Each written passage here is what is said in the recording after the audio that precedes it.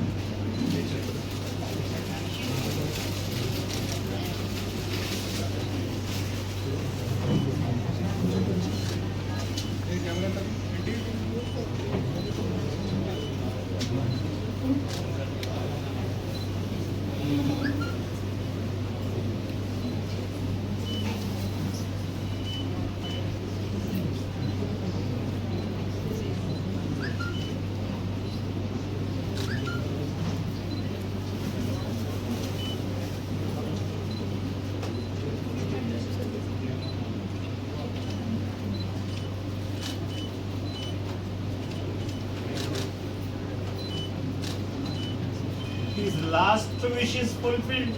In 1965 in school he said, "What is your last wish?" I want to be drenched in national flag. It was my last wish. His last wish fulfilled. Thank God.